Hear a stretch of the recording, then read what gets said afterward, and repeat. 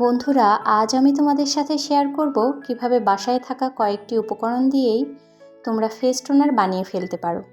আর এজন্যই প্রথমে আমাদের লাগবে একটি লেবু। এরপর দ্বিতীয় যে উপকরণটি লাগবে সেটা হচ্ছে অ্যালোভেরা। আমি এখানে আমার গাছের অ্যালোভেরা নিয়ে নিচ্ছি। তোমাদের কাছে যদি অ্যালোভেরা গাছ না থাকে তাহলে তোমরা বাজারে কেনা অ্যালোভেরা জেলটাও ব্যবহার করতে পারো।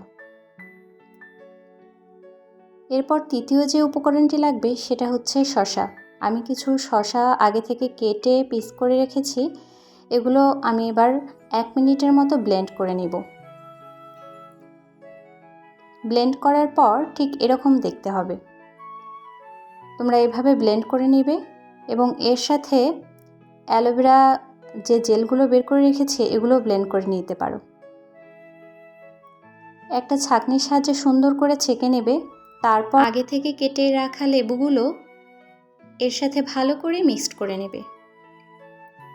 যতটা সম্ভব ভালো করে মিক্সড করবে।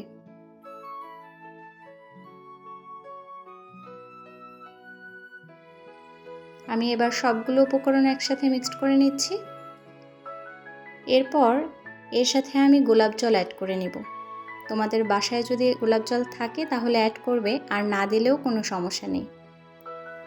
এবার বাসায় থাকা যে কোনো একটি স্প্রে জারে এটা সংগ্রহ করে নিতে পারো। এটা ফ্রিজে প্রায় 10 দিনের মতো নর্মাল টেম্পারেচারে রাখা যায়।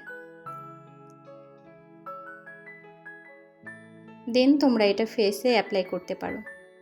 এই তো খুব সহজে তৈরি হয়ে গেল আমার face toner. Thank you for watching.